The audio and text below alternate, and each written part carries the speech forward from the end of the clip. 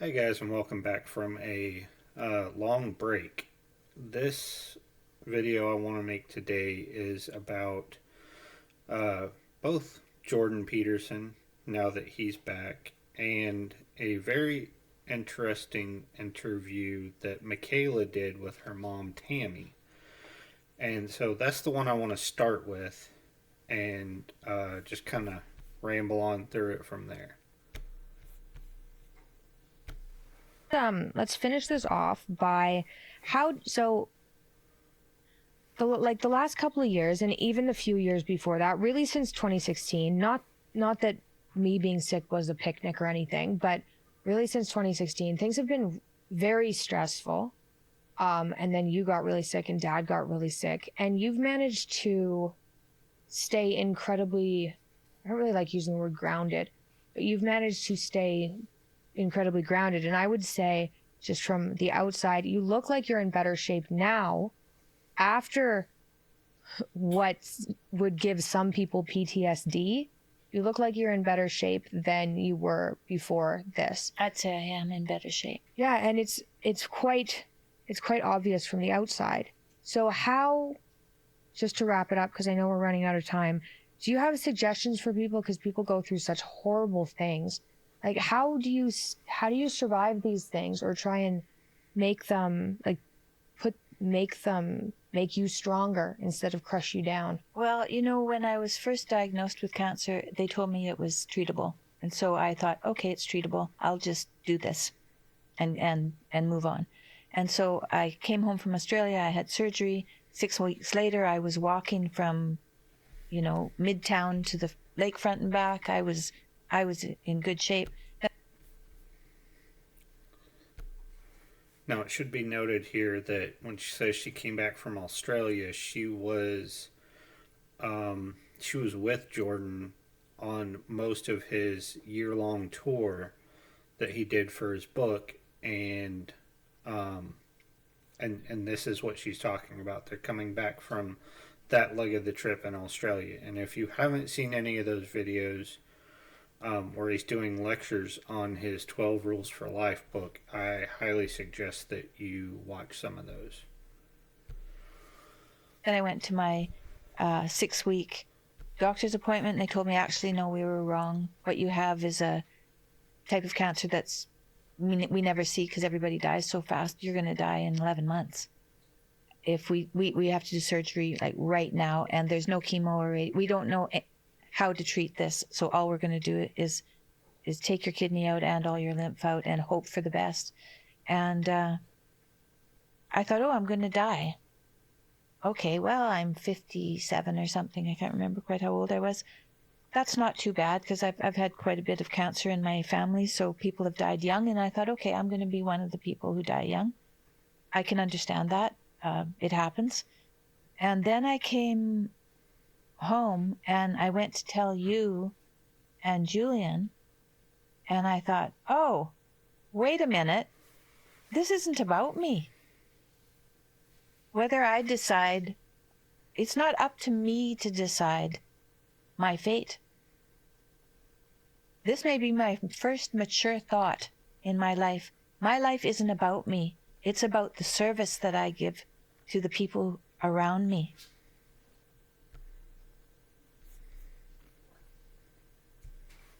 And right there, we're going to see that thought kind of play out and finish out towards the end of this, this discussion that they had together. But it's telling right here that she says that's the first mature thought I've ever had, that my life isn't about me, it's about service to others. And so the further this goes along, the more that will start to play out and make a little bit more sense.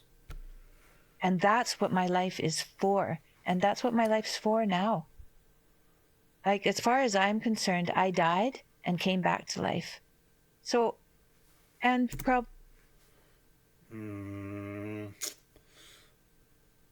Like a death and resurrection. and spiritually, I've been reborn. And I think I understand what reborn means now. And I think this is something that when you get sick and it looks like there's no way back, then you have to prepare yourself for what might happen.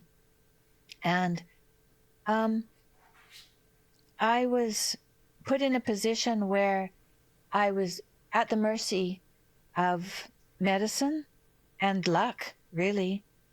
And so all the prayers that came through all the people that Jordan and I had met on tour, I breathed in those prayers, the night before my surgery. I breathed in gold prayers to myself, and I asked myself why I turned against myself, and like why these little cells, it was like they had turned away. That's what it was like. It was like, hey, you guys, like, where'd you go? We have a job to do here. Everybody else is keeping me alive. You guys, what are you turned away for? But they were turned away for good, and I couldn't turn them back to me again. And then I realized, through this meditation I was doing, that I had to give the cancer to the universe because cancer's too big for one person. Okay, and in this part, she sounds a little new agey, like, oh, I have to give this to the universe. That kind of nonsense, but I promise it's worth listening through more of her thought process here.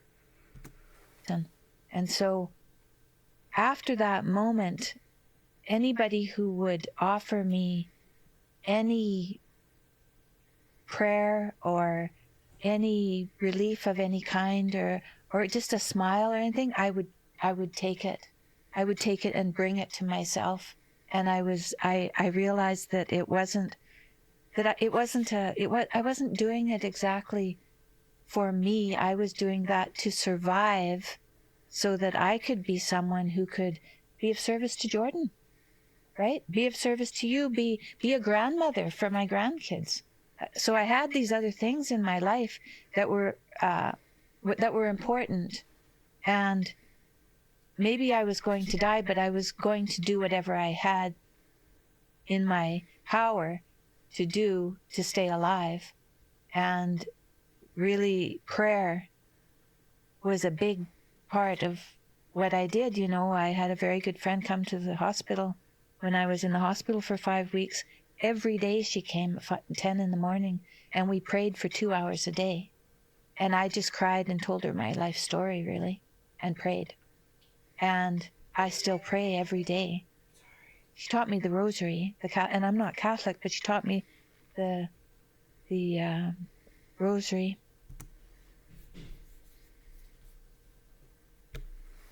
And that right there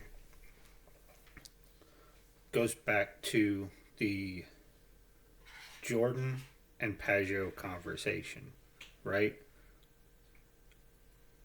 Jordan is, when he's poking at the Catholic Church, he's not poking at the people who are going and sitting through Mass. He's poking at the people that are in leadership positions that have covered up the things that happen in the Catholic Church. And that's the right kind of poking. But he's doing it for a specific reason, and I think I see why now. Because whatever Tammy went through with the cancer, when she came out the other side, she was another person. And Catholicism has something to do with that. And so now he's poking at the church, not only because a couple of Catholic scholars wrote this book about his biblical series. That's part of it. But this is another big part of it.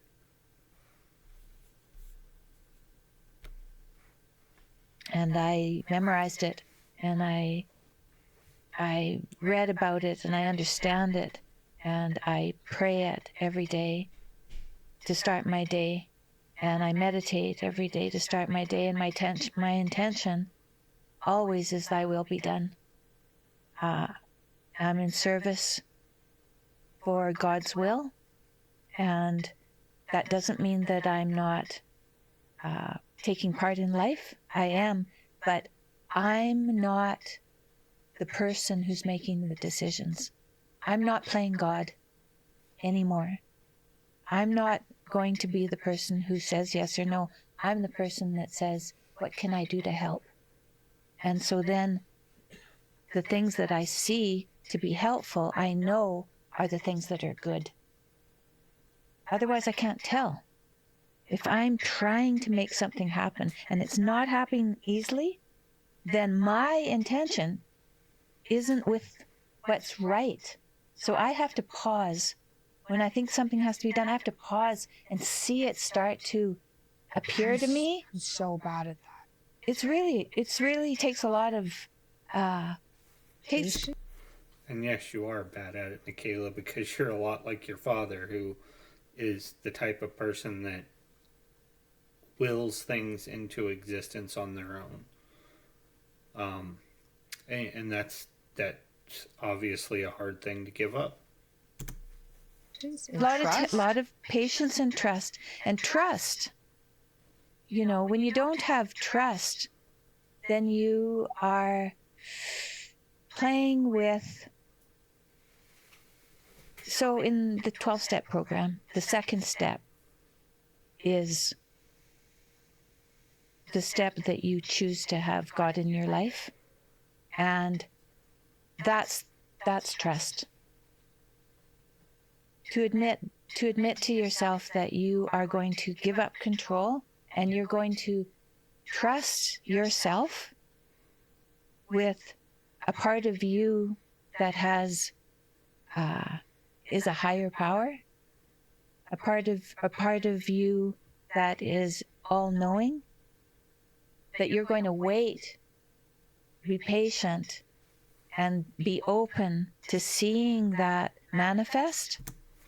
Now she's hinging on be quick to listen, slow to speak, and slow to anger. She's intentionally stopping and paying attention when something isn't working the way that she expects that it should work, or with something that she believes needs to be done, but it's just not going the way it should. She's stopping and paying attention now and saying, is this really this thing? Am I trying to will this into existence or make this happen? And if so, I need to stop and back up and see if this thing manifests by itself or not. And if it doesn't, then it was the wrong path and I need to go somewhere else. So that you know which way to go. It takes it takes a lot of practice. You can't force anything anymore. And you can't tell anybody what to do anymore. All you can say is what you experience. So I've really turned from someone who was always sharing in my massage practice. I was sharing to someone who's doing service. So I went one step closer to being a spiritual person. Because I was sharing, which is spiritual. When you're sharing with someone and there's a relationship, there's some spirit there. But now there's sharing, but there's more service. So I'm offering, but I'm trying to offer what is right and not force what I want or what I think is something that is going to be useful. I have to see it manifest before I can take action. And that's a hard thing to learn. I've had a hard time learning that. It's taken me a whole year. Okay, so this is really the meat and potatoes of her transformation through the cancer. And so a lot of people were listening to the Jordan and Pajot conversation and saying, like, you know, where is Jordan at right now? Where is he at in his headspace? Because he seems like he's nitpicking on the Catholic Church, and but I couldn't help but notice, because I listened to both of them in the same day, and I couldn't help but notice that Jordan was towards the middle of the conversation. He was asking very probing questions of Pajot. And he seemed like what he was trying to get out of him was help me understand this thing. Help me understand why my wife over here is she's found a new lease on life, and both of us went through the same things. Like, sure, we went through them separately. Like, you know, the cancer is something that Tammy struggled with sort of on her own.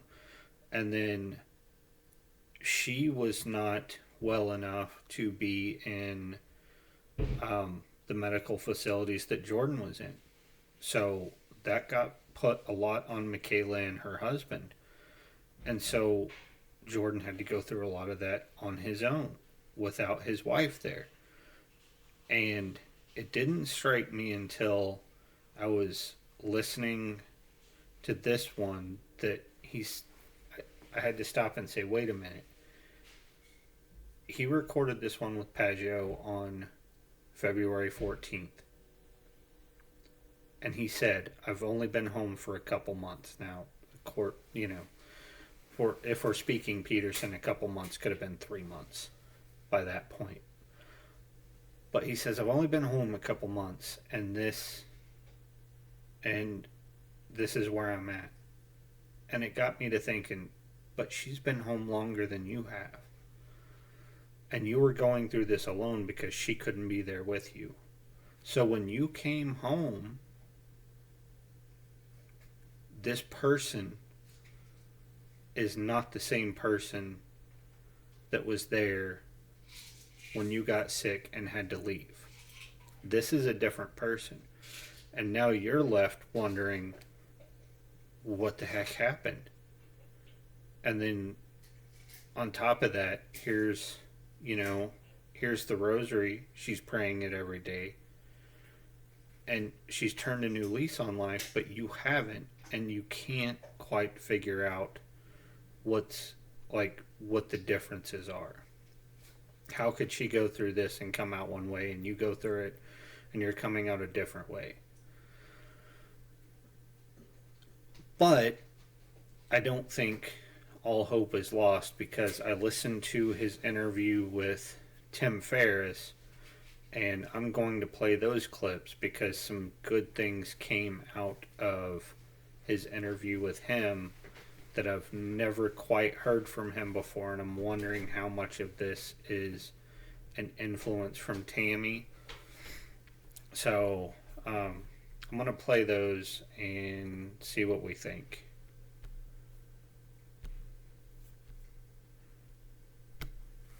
You don't want to throw these things away. When I see this sometimes with young people when they're talking about getting married.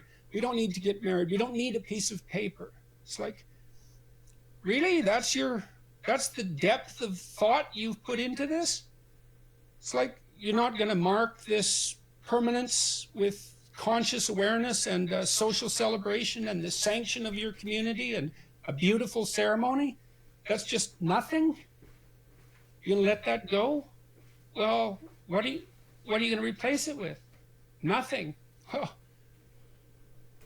You can say it's I don't want to be married in a church. I don't believe in God. Fair enough, but good luck filling in the hole. And that right there,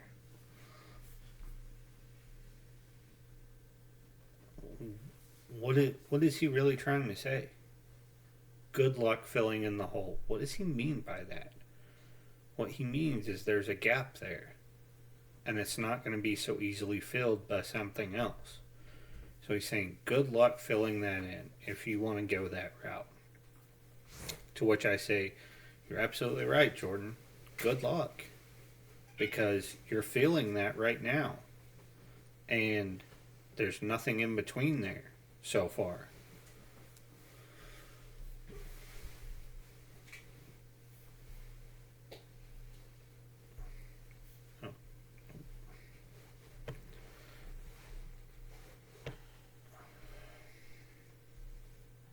And so this next one is a little bit later in the interview here towards the end. But I still think it's good.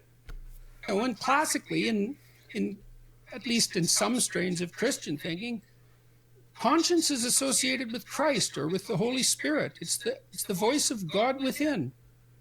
And I'm aware of all the criticisms of ideas like that, but it's really something that you can't control your conscience. So what is it exactly? It's not you. You're responsible to it. It holds you accountable. It transcends you. So what is it? Well, if you think it's nothing, well, violate it for a while and see what happens.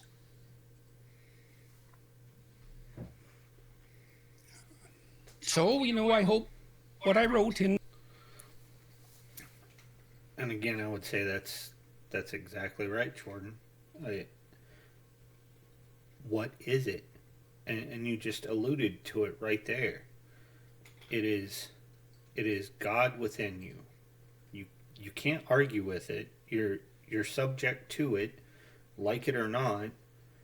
And if you don't think that you are, then just like you said, try violating it, see what happens.